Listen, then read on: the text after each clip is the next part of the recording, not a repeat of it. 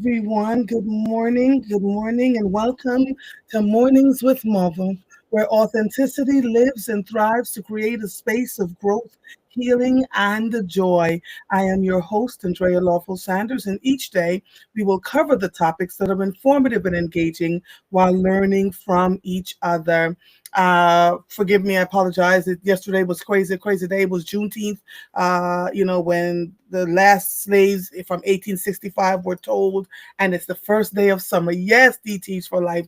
The last bastion of slaves in Texas were told that they were finally free some years after they were emancipated. And so June 19th is now considered a federal holiday that was put in place by former President Joe Biden, and people were out celebrating all day yesterday. But then we got stopped by a line of windstorms that were coming through, and it was pretty difficult for most people. Good morning, Marguerite, Beatrice, and Alexandra.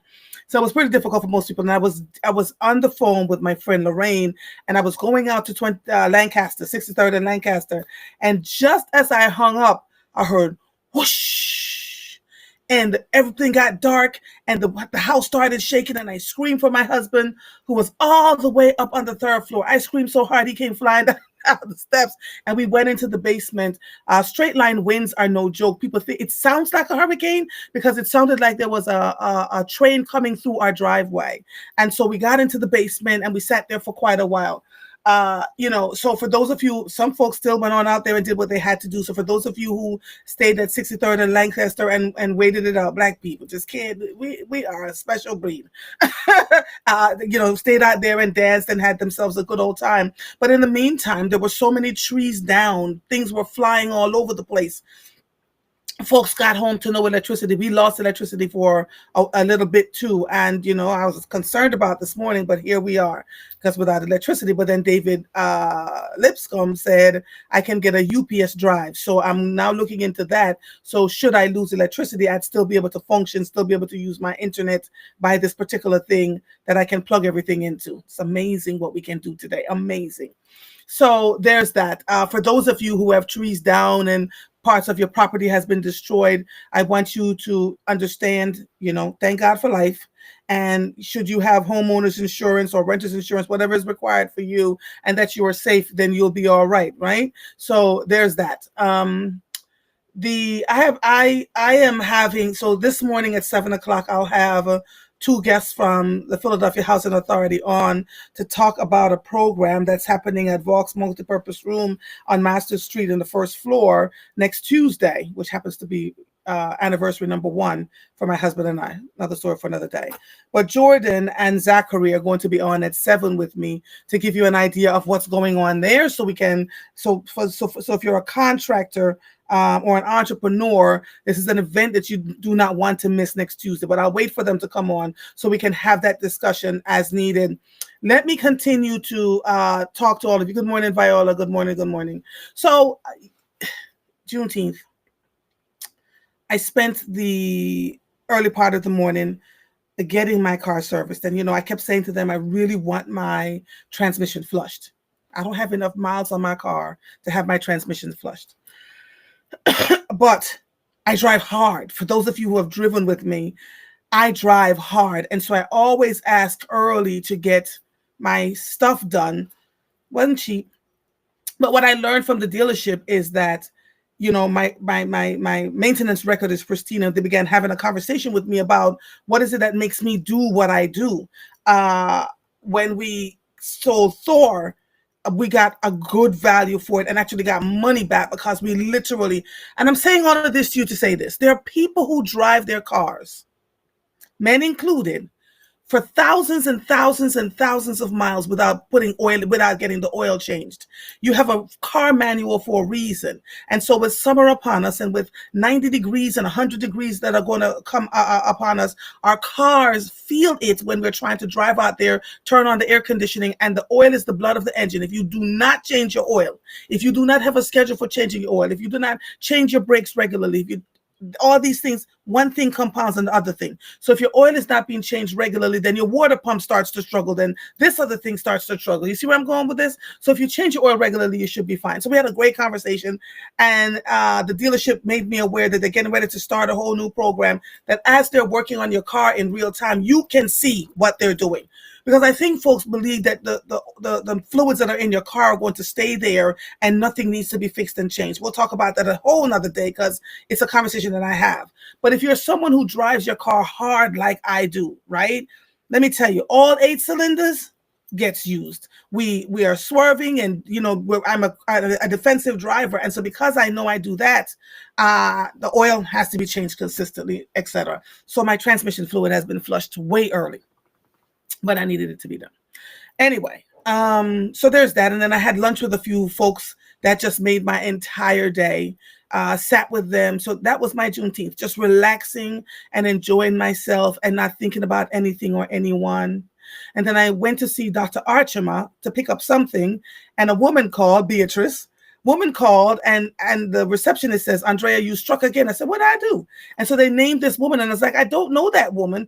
But she said, the woman said your name and said that this is why she's calling. And then I talked to Beatrice, and I am grateful to all of you that understands that our body, that our health is our wealth. You can have all the money in the world, and if your health is crappy, then you have nothing, right? So I've been having dialogue with all of you for years about, exercising. When I post about my exercising, it's not for vanity. I'm literally trying to encourage more of you to do what I do. Not easy.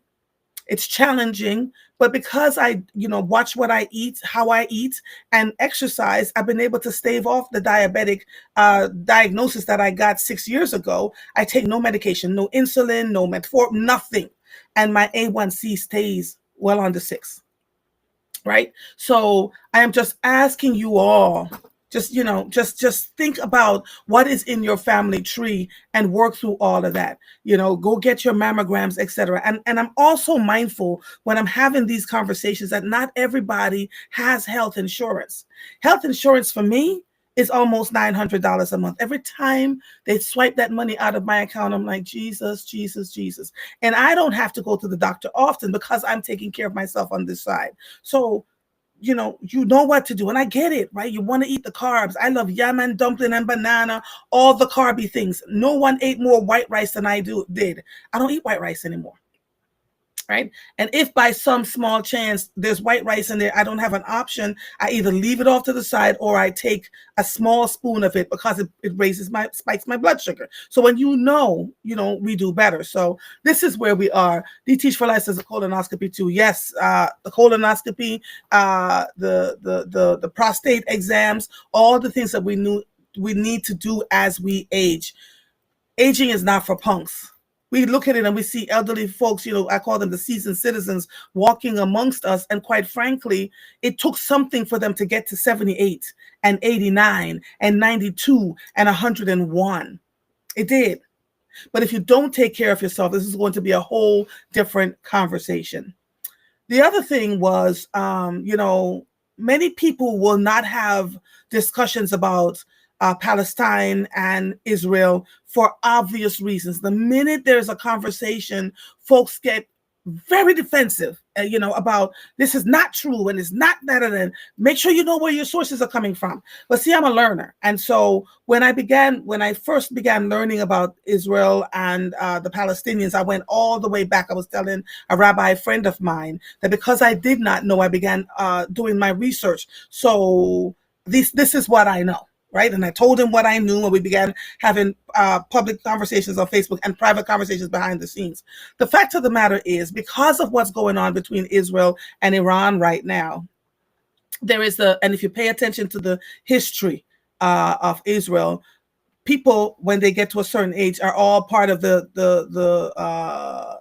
Jewish Defense Force, the Israeli Defense, the IDF. I said the JDF, the IDF.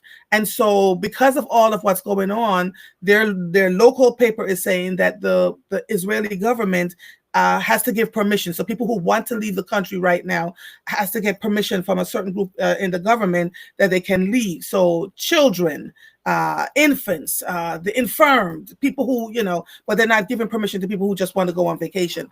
And so, I created a post about that. Not just that, I talked about the fact that there are four things I said in this post. One was that CVS is closing hundreds of locations again, right on the heels of Walgreens and Rite Aid closing just about all of their locations in certain parts of the country. And so my question was, what are we doing? Are we going online? How are people going to be able to manage all of this? In CVS, the prices have skyrocketed.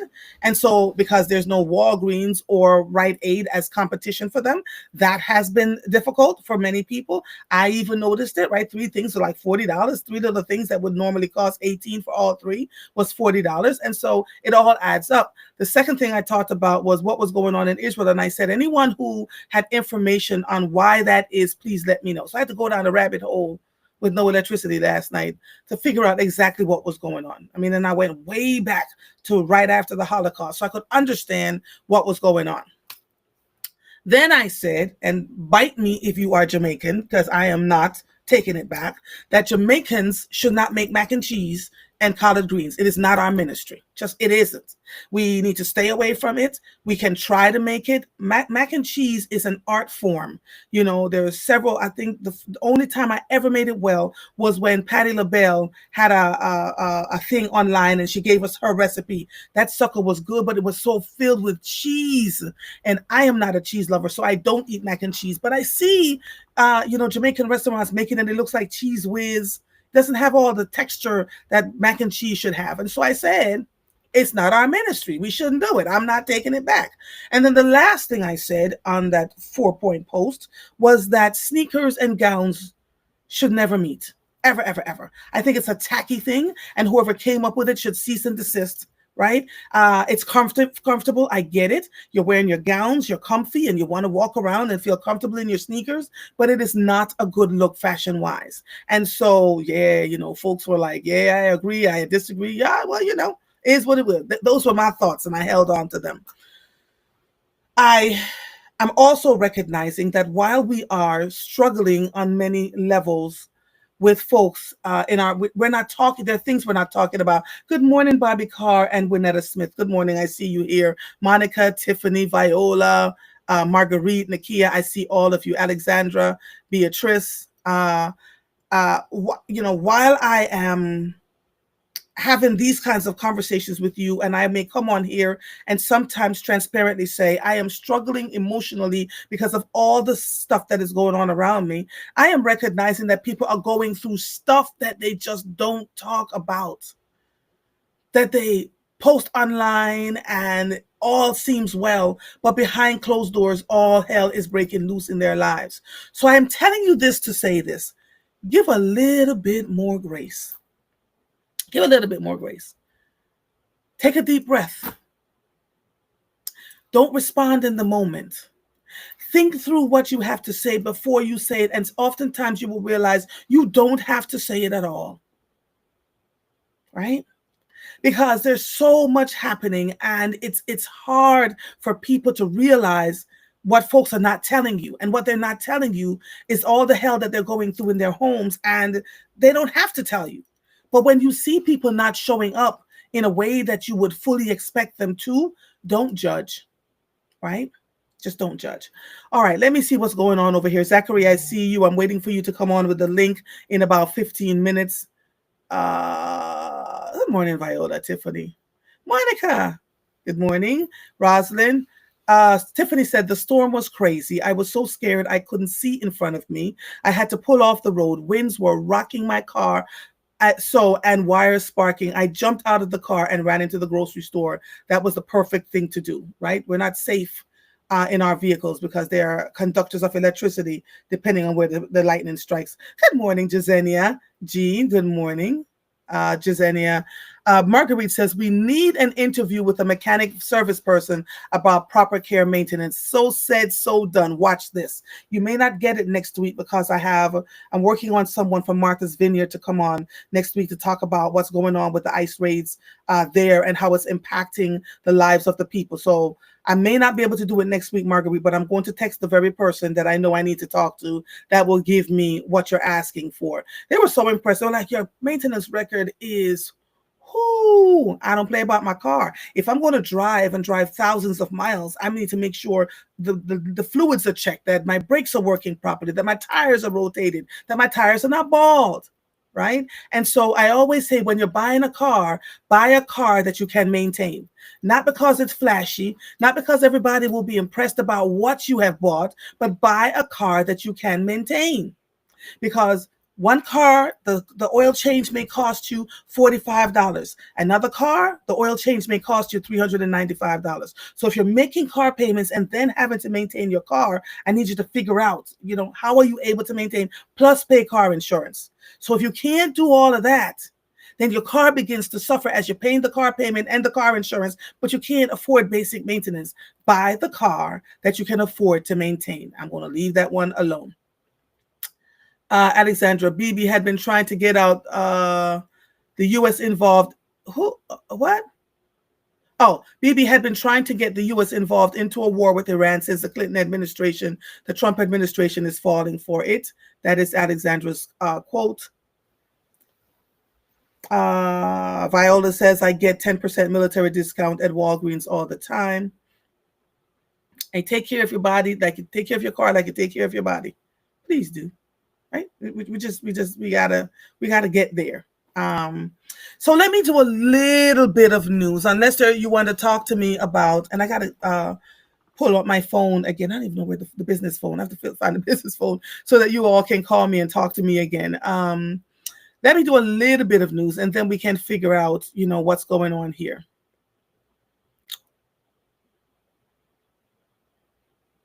Okay, I see this. The African American Museum that happened yesterday. The Welcome America, that was canceled in the afternoon because they saw that the straight line storms were coming. I thought that was very responsible of Welcome America, the African American Museum, and the sponsors in that program, because it was a block party in the middle of the parking lot behind the museum. And so they sent people home before the rain came. Some got caught up in it, but it is what it is, right? The 988 Suicide and Crisis Lifeline Specialized Services for LGBTQ plus youth will no longer be in operation starting July 17th, according to a statement from the U.S. Department of Health and Human Services, Substance Abuse and Mental Health Services Administration.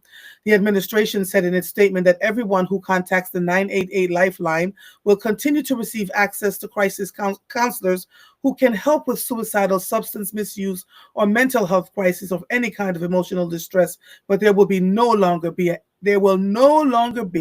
the LGBTQ specialized services. That was written by CNN.com.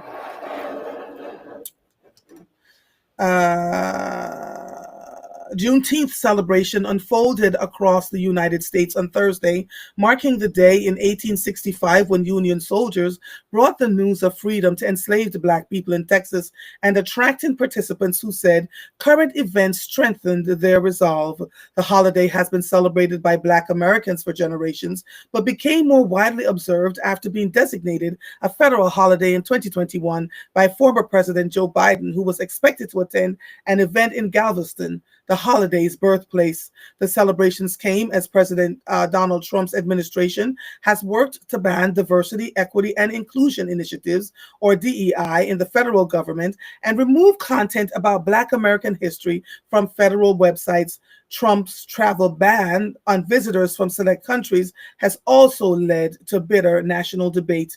Again, that was written by agpnews.com. The School District of Philadelphia is providing free access to period products, including tampons, pad and period underwear at its middle and high schools. The free access is part of the district's effort to eliminate period poverty, the lack of access or inability to purchase menstrual hygiene products. Research shows the issue increases school absences. And this was written by phillyvoice.com. Montgomery County Board of Commissioners. Good morning, Sister Queen, and morning, Stella Morin.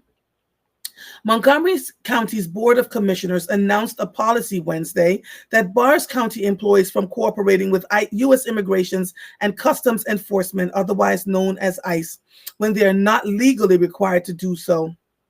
The protocol is effective immediately.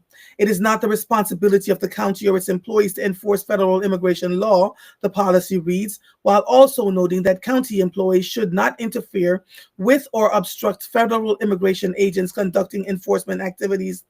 The policy is the latest effort by Democratic commissioners Neil Mahija and Jamila Wender who responds to calls to better protect the rights of immigrant residents and ongoing ICE raids that have seen dozens of people reportedly detained in the Norristown area alone in recent weeks. That was written by WHYY.org. Why is my eye tearing? Ooh. New York City Comptroller and mayoral candidate Brad Lander was arrested at Manhattan's immigration court Tuesday, becoming the latest elected official to be detained or forcibly removed from immigration-related proceedings amid the Trump administration's sweeping deportation efforts. At least 4 other elected officials have recently faced similar confrontations with law enforcement. This was written by CNN.com. A thought. Was just having a conversation this morning via text with an elected official who said they're now in a place where they're totally what they should have been, right? Frightened by, the fact that they're just not safe and that they're being targeted. And so the same thing is happening in media folks, journalists, folks who are working to do this. It's hold on one second, Teach for Life. Folks who work in journalism or content creators, such as myself. So I go nowhere now without making sure that there's someone with me. And I'm telling you, they blend right on in. So don't look for them. They're blending on in, right? Just to make sure that we're okay.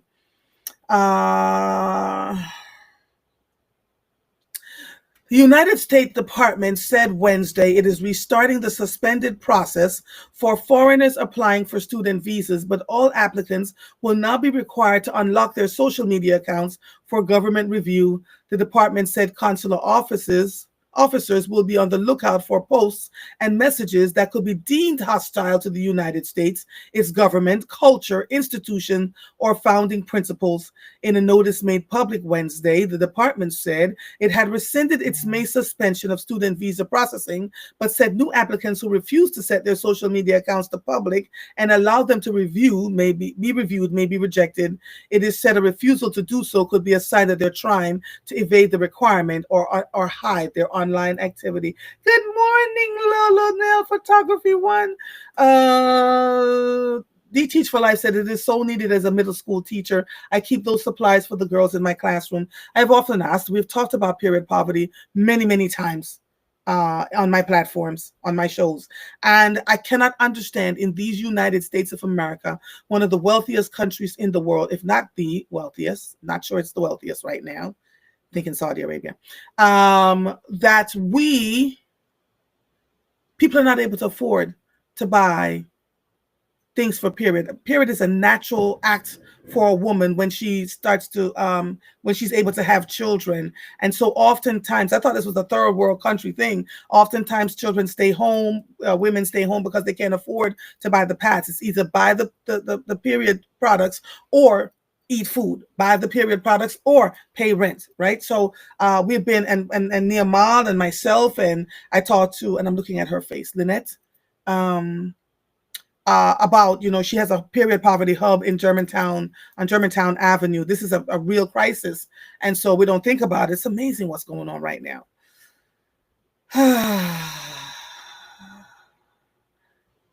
The Philadelphia Federation, that was written by whl.org. The Philadelphia Federation of Teachers voted Tuesday night to authorize a strike if the union and district fail to reach an agreement by August when the current contract expires.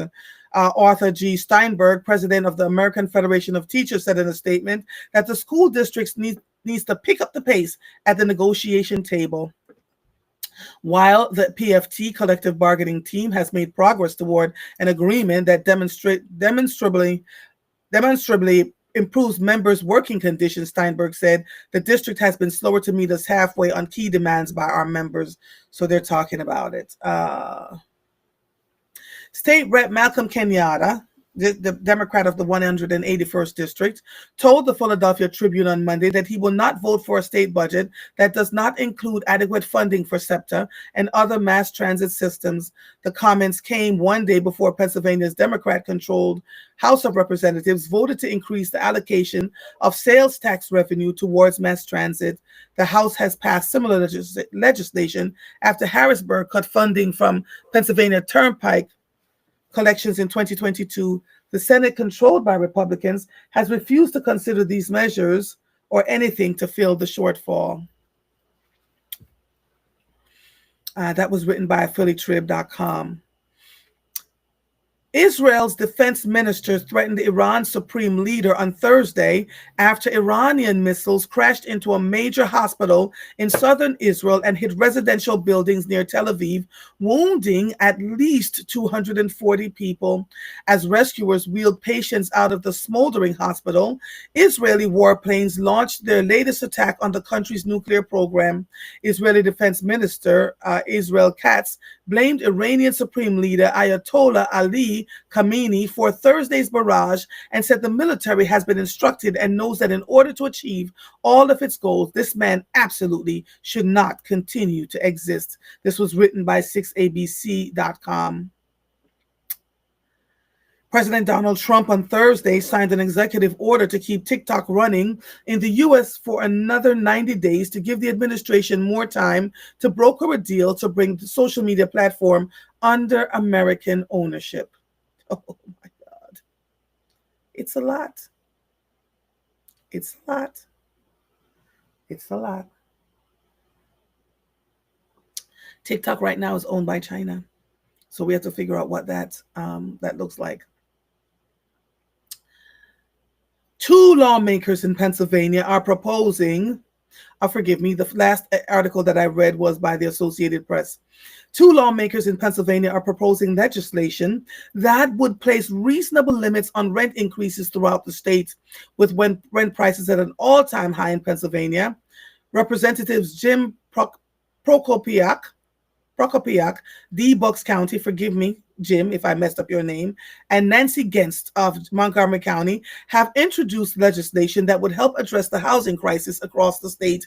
Under the proposed House Bill 914, excessive rent increases would be limited and aligned with the current inflation and wage growth rates, allowing people to afford their rent and not need to worry so much about giving a huge chunk of their earnings away. Nearly half of all renters in Pennsylvania are considered rent burdened, meaning they spend more than 30% of their annual income, monthly income on rent, according to the House Democratic Communications Office. This was written by CBSNews.com. This summer, 15 ninth graders from 2 public schools will participate in an intensive tailored program to boost college and career pathways for students in underserved communities with a focus on first-generation college students. The School of the Future in West Philadelphia and Horace Howard Furness High School in South Philadelphia have been chosen for the program, called the Academy at Penn. Each school will send 25 students, led by the nonprofit Foundations Incorporated. The program brings together the Philadelphia School District, philanthropist Robert Schwartz, president of the Schwartz Creed Foundation, the University of Pennsylvania Graduate School of Education, and the Consortium for Policy Research and Education, or the CPRE at Penn. Let's see. I'll read this and then I'll come back over here to your comments. Why is my eyes tearing so much? I barely got any sleep last night messing with you all. Honda recalls nearly 260,000 vehicles over brake pedal issue. Honda is recalling 259,033 vehicles in the United States because a small number of them may have a brake pedal defect. The car's brake pedal pivot spin was not properly staked during production, meaning the pedal can potentially move side to side, preventing motorists from safely stopping their cars, according to a report from the National Highway Traffic Safety Administration. Woo. Uh, Karen Reed, acquitted of murder in the death of her police officer boyfriend. A Massachusetts jury found Karen Reed not guilty of the most serious charges and guilty on a lesser charge related to the 2022 death of her Boston police officer boyfriend, John O'Keefe, ending a week-long trial that has drawn intense attention from true crime fans across the country. I see Zachary, the jury convicted Reed of operating a vehicle under the influence, but not in charges of second-degree murder and leaving the scene of a collision resulting in death. She was sentenced to 1 year probation. Lord.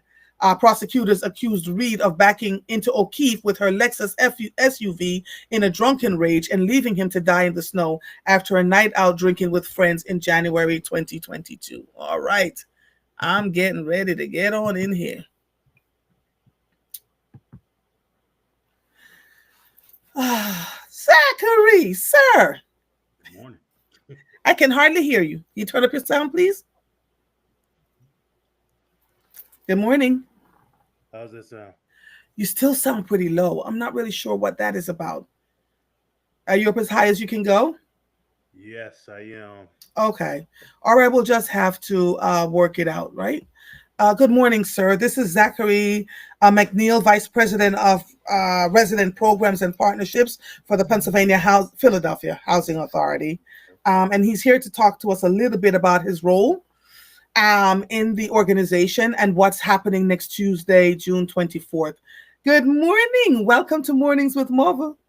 Good morning. How you doing this morning? I'm good, sir. I'm good, sir. I'm not sure why you're so low. Is it really This, low? I it is. see. I do It is. see. Hold on. Let me see. Hold on. Let me see. Make Let it. me look. I just want to make sure. Microphone access. Yep. We're here. You're the first one though. I've not had. I wouldn't be surprised. Yeah, you're pretty low, and I'm trying to figure out how I navigate around that. Anyway, don't worry about it. We'll figure it out. We'll be all right. So, talk to us a little bit about your role as the Vice President of Programs and Partnerships for the Philadelphia Housing Authority. And there's JP. All right now. AP, that's my guy. Yes. Good morning, sir. Good morning. Good You see, morning. he sounds really low. I mean, high. He sounds good. Is this high? Yes, he sounds high. Yes, I can hear him loudly and clearly. So I'm Let, not sure. let me see if I can. Yeah. Do But you have earbuds or something you can put in so we can do this? Good morning, JP. Good morning, Andrea. How you doing? I'm good, sir. I went on your page and I looked at all the stuff you were doing. Good for you. How did you get involved with Oh, thank PHA? you. Um, Honestly, like by fate, by grace of God, mhm. all that might sound like, cliche, but just doing good work in the neighborhood. I was connected through some projects that we were doing with Councilman Jones. They were doing some work with PHA. And we had a meet of the minds, and this was back in like 2018. Yes. And since then, we got connected around workforce and Yes. connected around affordable housing. Right. And so what were you doing in the community with Councilmember Jones that attracted the attention of PHA? At the time, we were doing workforce development programs. Hmm. So training and educating young people in construction and trade with an Oh, emphasis on skilled trade, carpentry, electric, plumbing, HVAC, and then also an emphasis on entrepreneurship. So not just working with our hands, but working with our minds. And my so we were brother. training young people. When I say young people, I'm talking about people young 18 to 30, but honestly, even anybody and everybody that's interested. So providing those training programs to teach the hands-on training, but then directly helping with job placement and pathways into the construction industry afterwards. Wow. And so if someone is interested in being a part of, I'm coming back to you, Zachary. I If got you. someone is interested in being a part of what you do, in learning how to do carpentry and trade, because let me confess something to you. As a grown woman, I would love to learn how to fix my toilet. I would love to learn how to hammer hood and wood and figure out how to do simple projects at home, right? Are you open to just 18 to 30, or are you open to old people like me? So the way we so the way Trades for Different operates nowadays is we're intermediary. So we help people of all ages. We don't care how old you are. If you have an interest to get into the construction industry, or if you have an interest to get into affordable housing development, because that's another thing that we really help and endorse nowadays as well, we'll help you. And what that means is we'll connect you with resources to get to where you're trying to go. So if you're someone that's a little older and you're looking to get into just learning like the handyman side or the craft Yes. side to make small repairs around your home, we'll make connections to training programs that do that. If you're younger and you want to make a full-fledged career out of it, Right. we'll connect you with apprenticeship training programs that'll help you do that. If you're a intellect and you want to go to school for architectural engineering, project management, and more so working with your minds in the trade, we'll connect you to pathways to be able to do that. So we kind of Wow. just help to just connect the dots. Wow. I'm glad you're on this morning, JP. I really am. This is good stuff, Zachary. Yeah. So How you was are. it? Was it still the same? It's still the same, but we'll work it out. Don't work it out. Don't work it out. Are you have earplugs in your ears? You have earphones in your ears? Yeah. Don't worry about it. We got it. We got it. Talk to me a little bit Are, about are your. we are we are we live right? Are we We live right are. now? Yeah, We we are live. We absolutely live. live. Nice. We are absolutely live. So we're live on YouTube, we're live on Facebook, and we're live on Instagram. It's amazing. All three platforms at one time. So, Zachary, you work directly with JP. He's a part of what you do. My team, so if you can hear me clearly, my team Yes. in the Section 3 department works directly with him. Our director, Tiffany Goins, and Elisha Hall, they work, directly with them because they have the residents that are actually in the job bank, and they Hmm. work with them day to day to make sure that they're prepared, when these opportunities come, when these Hmm. construction opportunities come, and also that their resume is up to date, and that the vendors and the construction folks have a direct pipeline to residents Right. for work, um, which What is is Section actually 3, Zachary? so. Section 3 is a statute by the Housing and Urban Development. I think it was 1968. That basically what that does is provide economic opportunities for any contracts in local neighborhoods for low income residents to take advantage of. So, for instance, our building at the headquarters, right? Hmm.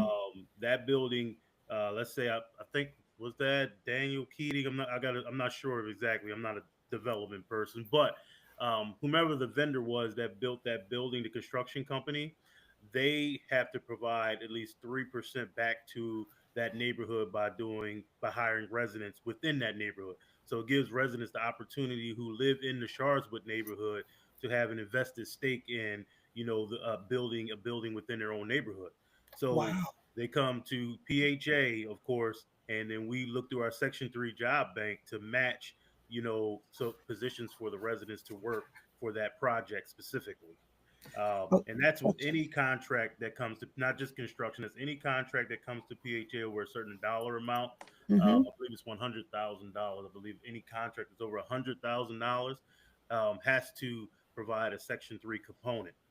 It Okay. doesn't have to just be jobs. We love jobs, of course. We love to employ our residents. That's exactly what we want. That's our Right. preference. But it could also be with a training opportunity, or it could also be with providing to our Philly Seed Scholarship. Okay, so I'm listening to what you just said to me. You said that contractors, and correct me if I misheard you, Mhm. contractors up to $100,000, but if they're over $100,000, they have to provide the Section 3 component. Correct. What do they need to do? JP, did you have to go through the Section 3 component part of it? Hmm. It's always played a role in like work that we do and the work when we are working to place people onto these jobs, because let's be straight, a lot of these jobs that are being developed that are over $100,000, these are multi-million dollar jobs. Correct. PHA is doing major development in the Yep. community. Hmm. These are like the big jobs that you see with the big gates around them. So these are Yes. high quality opportunity. So we work directly with Section 3 to utilize a provision to make sure that our people can get jobs on the job site. So through Right. apprenticeship, and then also through contracts as well. So Section 3 is a very important tool. So you have an event coming up shortly, June 24th. Tell me a little bit about this. So we have two events coming up this week. One is on June 24th. This is going to be at the Volk Center, the Workforce Center on 23rd and Master. This is going to be around educating developers, contractors, GCs, and subcontractors and vendors on what Section 3 is, right? We're here talking about it. You're learning about it because a lot of people are like, don't know about Mhm. Section 3, Right. what the provision is, how it works. Right. So we want to educate developers, general contractors, and subcontractors around what it is, how it works, and most importantly, how they can get involved to support the effort Right. of trying to place community members In into Section 3. opportunities That's through right. Section Section 3. 3. Yeah. And so we need as many contractors and developers and subcontractors and vendors on board because if you're on board, then you're going to commit to actually hiring. At the end of the day, we're trying to make sure that people are hiring and employing our people. So that session is all going to be all around that for the developers, contractors, subcontractors, vendors, how to work with PHA, what Section 3 is, and how to get involved and support these efforts to employ the community. That's on the 24th. Right. Then we have another event that's going to be 2 days following that on 26. the 26th. This is going to be at 800 West Cumberland Street at the PHA Community Center. This one is going to be around job opportunities and employing and getting employment on these Section 3 jobs. And this is going to be for the everyday person in the community who's looking at these big projects and wondering Right. how to get involved in Yes. construction and hearing about all the opportunity in construction. There's going to be programs there for pre-apprentice, apprenticeship. We're going to have the building trades there. We're going to have some of the developers for the PHA projects, Benchmark Development Group, Daniel J. Keating, a union company, the Philadelphia Building Trades. And it's basically going to be come learn how to get into apprenticeship, get into employment, get into training to get good paying jobs, to get on these Section 3 jobs. Okay. So So Tuesday for the employers, Thursday, for the the folks. 24th for everybody that's looking for a job. Yes. So for years I've been on radio, on air, and I've heard people say they're building, and there's nothing for the people in the city. You've heard this, right, Zachary? There's nothing for Absolutely. the folks in the city of Correct. Philadelphia. How long has the Section 3 program been in place at PHA? Oh gosh. So at PHA, we've had Section 3. I've been there since 2007. So we've had Section 3 for about since 2000 and maybe 10. So it's been about 15 years, right? And actually, it could have been before that because, Right. one of the things when I came to the Philadelphia Housing Authority, I actually had worked in I worked in our HCV department, which was formerly known as the Section 8 department. Um, in 2007, when I went over to the executive office, actually, yeah, I don't remember. Yeah, they actually, yeah, 2000. So since I've been there, they've had it. It's just Okay. getting the word out and getting Right, residents. which is why these kinds of conversations matter, right? Because for years I didn't know about it. I have a question. Mhm. What is Section 3? What does one need to do to become a part of Section 3? Yep. So they need. So one as a resident, they need to one come out. They hear if they're living in an area where massive construction work happening that PHA is undertaking, right? If it's a PHA project, it is attached to the Section 3 clause from the Housing and Urban Development, which means the construction companies that are awarded that contract have to hire a percentage, 3% of residents within that area. We want, of course, our first and foremost, we want to take care of our home, meaning we want PHA residents to take full advantage, right? But Section 3 is not just PHA residents. It is also residents within that community as well Ah, that fit the income tier level for Section 3 for low income residents.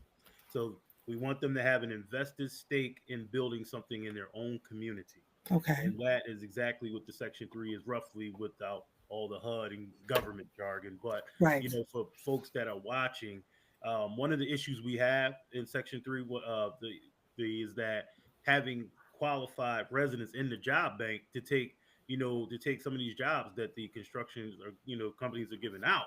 That's the biggest issue, which is why it's important. I'm loving what Jordan and his team is doing. They're going to have one day, they're going to, educate the actual construction companies on Right.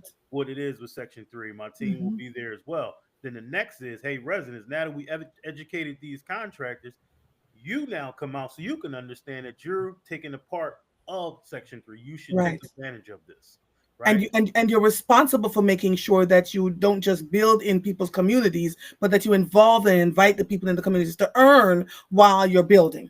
Absolutely. Correct? Absolutely. And Okay. my team is tracking that. That's what our Section 3 team does. Ah, So we have to okay. literally track that percentage. We have to then report that back to HUD and say, yes, you know, these contractors and developers are, satisfying their Section 3 commitment. If they do not satisfy their Section 3 commitment, and as we would say in Philly, they're in violation. Yes. What happens if they're in you know what I'm talking about? They're in violation. What happens if they're in violation? So one of the things we do is, if they're in violation, and it happens, but I'm gonna be honest, it's rare because we have so many options to satisfy the Section 3 commitment. So if they cannot satisfy it by, supplying jobs for residents, and that could be on, at PHA, we don't have the residents in the Section 3 job bank, that can do some of these construction jobs, right? Mhm. So then they are able to then say, okay, well, I can train residents. I can show residents on how to, put up VPS around buildings, or, Right.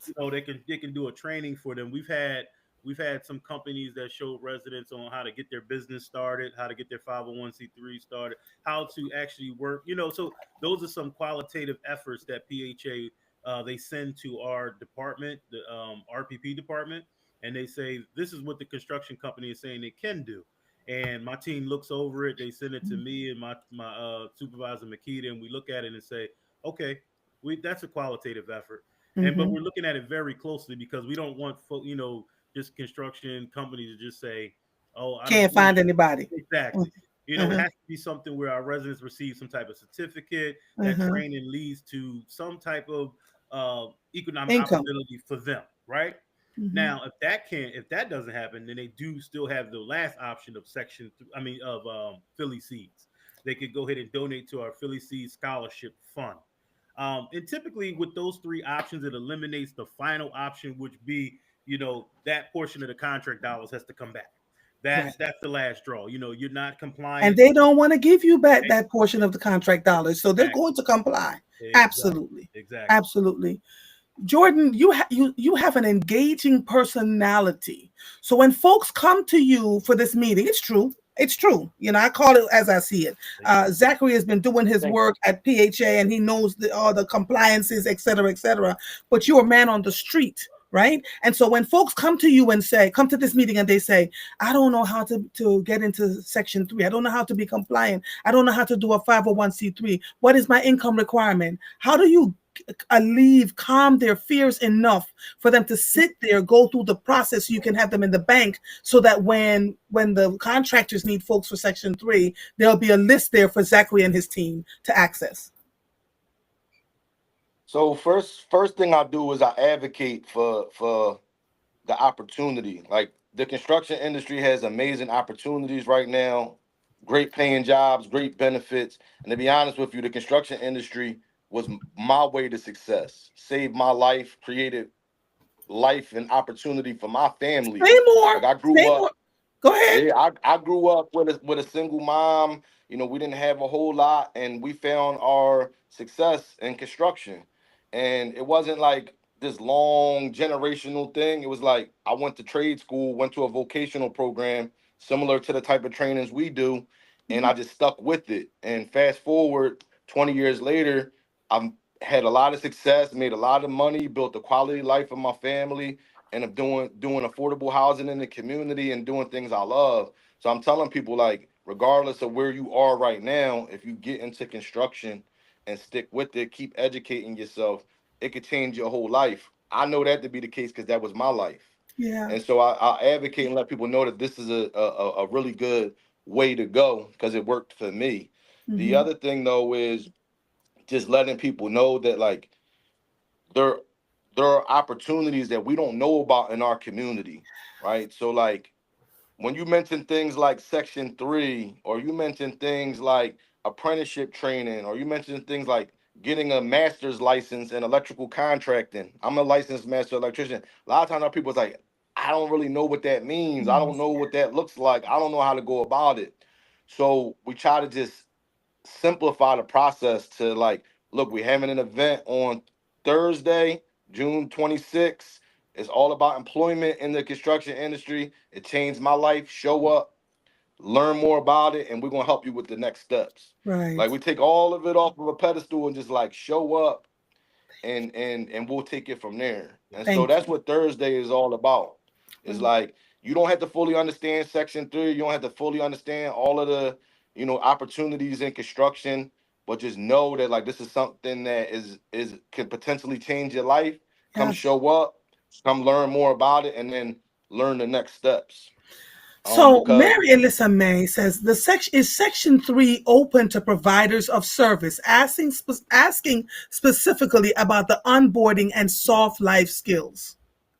She says, I have facilitated third party in the past and interested in knowing. So let's say you get them in to apply to be a part of Section 3, but their soft life skills, the showing up for work on time, because, I'm going there. Hmm. Yep. As That's the it. young people say, calling it a bean, right?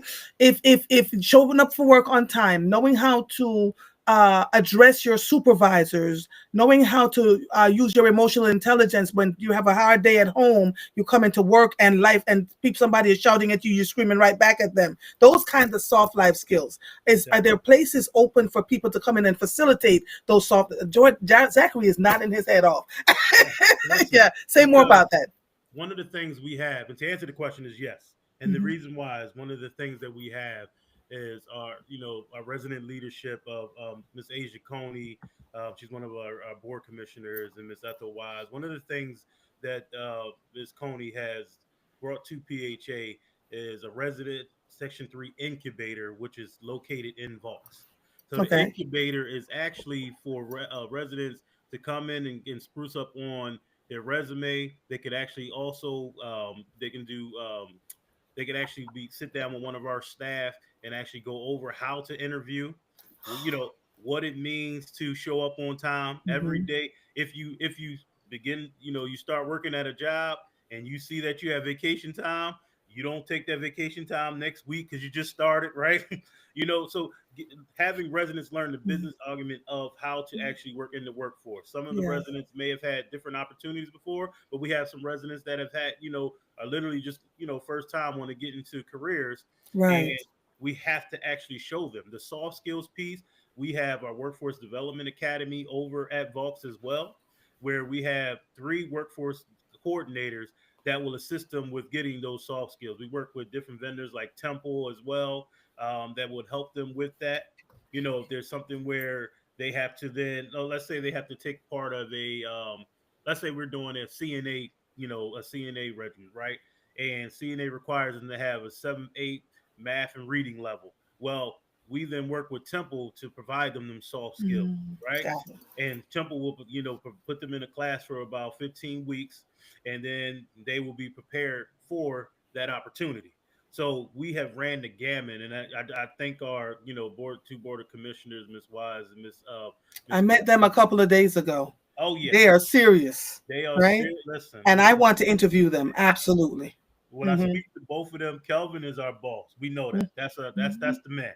But Hmm. they boss lady. Hey, they call me boss lady. They already know.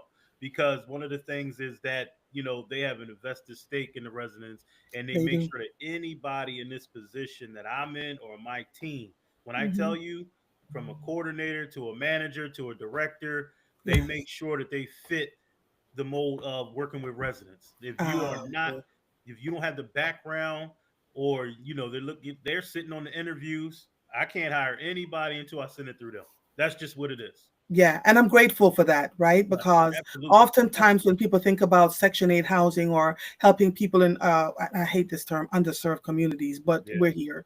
The folks are, I'm not sure if people mean it this way, but they often are demeaning in the way they speak to people in these communities. And so I've said this to the leaders at PHA. When we are doing this work with you all, it's about the residents. It's about the folks who are on the ground consistently, like Jordan. I want to talk to folks like Jordan in addition to talking to folks at the leadership at PHA, because folks need to hear and see that there's value in what's going on out here, that there are people who have gone through this process and and absolutely can get it. Now, if I'm a PHA resident or someone who, haven't worked in a while and I'm trying to figure it out, and I see a Jordan on my screen, I'm going to go, yeah, go talk to him. You gotta have people who are that you can reach, the folks and have that dialogue. Jordan, when they come to you, and Zachary, thank you for acknowledging what Mary Alyssa May said. When folks come to you and they say, yo, man, I can't. I've never done this before. I graduated from high school, but I don't understand this stuff. I don't even know how to put a resume together. How do you work with them to alleviate the fears that may come? Because that's why sometimes they don't show up at all. So how do you work with them to Yep. alleviate? Again, just like giving them examples of that they can too, that they can do it. Like my personal story, stories of a lot of individuals who were in situations just like them and overcame barriers and obstacles that they facing, to be able to show them like, yeah, you got your doubts, you got your fears, but you can too. I did, this person did, that person did, but also too by providing supports to let them know, because a lot of people are scared until you take them by their hand and say, we got the Section 3 job bank. We got these soft skill training programs. We got supportive for funding. You can't afford your trans pass. You can't Mhm. afford lunch. Yeah, Like, it's all those things that like we got you too. Yeah. yeah, And we're gonna support you through it. So like I pride myself in these days, one, doing the work, but two, connecting with the village to do the work. Like the work that Zach and them are doing at Section 3, the work that the union pre-apprenticeship programs that are doing, the work that, these community stakeholders are doing. Everybody plays a role. And like, so the biggest thing is just helping people to be able to see everybody, to see yes, Section 3. Because people yes, have no clue it even exists. To yes. connect people with training programs that they don't even know the first step. So it's really just letting them know that they can do it too, and then just taking them by the hand and connecting them with resources so they don't have to do it themselves. I'm grateful to Or the do both it of you. alone, I'll say. Do it Yeah, alone. do it Because that's alone, one of the right? scariest things is like you don't have you may not have a mother or a father or a brother Amen. who can show you the way. So you need somebody that can clear like the haze, or take away that lack of access to models of success, and be like, listen, you may not have a family member. That was me. I didn't Yeah, have a father, a grandfather, anybody showing me construction, but I was able to navigate my way by the grace of God. But to make it easier for somebody coming behind us is like, you don't have to have anybody. We're gonna take you to them. yeah. We're gonna connect you with Section 3. We're gonna connect you with the So resources. yeah, Jordan. So Alexandra says people hear Section 8 and associate them as lazy welfare recipients, which is not the case, which is why I asked that question, because we put a black mark on folks who are doing everything that they can to survive in these streets. Right. And we tend to sometimes forget. And Marguerite says, while we love listening to Mr. Jeremiah, thank you for interviewing those in the streets with the boots on the ground. Perfect. Butterfly says, thanks, Andre and Zachary, for answering my question, and thanks for continuing this work. We're going to continue to have these kinds of conversations. I want to continue to have conversations with people that are out here doing the work and debunking a lot of the myths, right? And the fantastic stories around PHA, so that more folks can become involved and engaged. Tell us one more time what's happening Tuesday, June 24th, and then Thursday, the 26th. Could I say real quick, Andrew? One of the Yes. things I want them to also I want you to also understand is once residents receive the soft skills, they come into Vaults at the Section 3 incubator. They also, let's say, if they don't have clothing and to show up for an interview or have clothing for the job, we have an entire incubated clothes closet that runs the gamut. I mean, we have suits, we have shoes, we have people donate. Russell Simmons is actually donated to Mm-hmm. our clothes, our clothing bank. So you Mm-hmm. can go in there and our staff has set it up like a whole boutique. I mean, it looks like a store on South Street, right? It's Yeah. beautiful. You go in there and you pick what you need for your interview, or if you need clothes just for the week, Mm-hmm. whatever it may be, we want to make sure that our residents are prepared to take on these opportunities Yeah. because it's nothing like that. Yeah, so you're removing every barrier that you can think of. Are Absolutely. actual folks living in and out of Philadelphia able to donate to this clothing bank? Yes. Yes, they can get in contact with our office at 215-684-5300, and they could just say, "Hey, I want to drop off. I have some." Now, here's the thing. I don't. The CEO, or any of our resident leaders, don't just. We don't want some clothes you just have balled up you want to throw away. We want you to listen. If you want to go spend $1 or two, or you have something that is you haven't worn in a while. Like I Yes. have shoes that I bought, 2 pair of shoes, and I said I never even wore them like that. I donated them. We don't just want something where there's just have Mm-hmm. holes in it. That's not how we Mm-hmm. gonna. That's not how we Yeah. gonna treat our residents. Like you said, we're gonna keep Yes. it a bean, right? That's not Yes, how keep we it a gonna. That's bean. not how Keep we it a gonna do it. bean. That's right. Treat people with dignity and respect. That's right. Treat them with dignity and respect. That's right. So don't come with your ball up clothes, as we would say, your nyaman left, as we would say in Jamaica. Don't do that. Mhm. It has to be good quality clothing, shoes that are barely used or brand new. The same thing with like if you've gone from a size 26 to a size 4, and you have all these layers of clothing, women, I'm speaking to you, and men, then you literally want to take this clothing that you still have tags on and give them, donate them, right? Is it a tax write-off for people? Because folks are always trying to. It can. You know what? That's a great question. No one has ever asked. But I'm Mhm. sure we will Mhm. find out. Yes, We will definitely find out. I'm sure it will yes. be because you're donating to essentially an organization, a Yeah. nonprofit status organization. So, Yeah. um, If you have a section in your clothing donation for people to go to formal events, I have a closet full of clothes, like all these beautiful ball absolutely. gowns, and like I can donate that. I don't wear Philly Speak regulars. Gala is coming up. You gonna be there, Yeah. right? Yeah. There you go. Yes, yes, yes, yes. Jordan, are you going to be at the gala, the Philly Seeds gala? I mean, I am now. Now that y'all brought it up, I gotta pull up. Yeah, you gotta pull up. I'd love to meet you in person. Tell them again, June 24th and 26th. What's happening, Jordan? Mhm. June 24th at 10 a.m. at 23rd and Master at the PHA Workforce Center. We're going to be hosting an event that's going to educate developers, contractors, vendors, and the employers that are providing job opportunities on what Section 3 is, how to get more involved with PHA to be able to support Section 3 work for employment training opportunities for the community. So that's for the employers to come out and learn. This is going to be at 10 a.m., 23rd and Master in the multi-purpose room. On Thursday, this is the time for community members that are looking for jobs, looking for training, looking for education to get into the construction industry. This is going to be at 10 a.m. at 800 West Cumberland Avenue at the PHA Community Center. It's going to be for the community members that are looking for jobs, training, and employment opportunities. This is also going to be the opportunity to sign up for the Section 3 job bank. So Section 3 is a requirement to hire and employ and train, but the Section 3 job bank is the great work that Zachary and his team are doing. You can literally sign up for it on Thursday, 10 a.m. at 800 West Cumberland. And once you sign up for that, you'll be in the database for Section 3. So you'll see all of the job postings, all the employment opportunities that are coming from the contractors and vendors for Section 3 employment and training opportunities. So once you sign up for that Section 3 job bank, you're Mhm, in Zach and his team's mhm. database and you'll get all the information for opportunities. So you got to come out on Thursday and sign up for that Section 3 All job right. bank. Plus, there's going to be apprenticeship, education, training, job opportunities there as well. Jordan, is there a phone number? Because there's always people asking me, is there a phone number where people can call if they have questions? Zachary, Jordan, any one of you? Yeah, I mean it's the same. Yeah, there.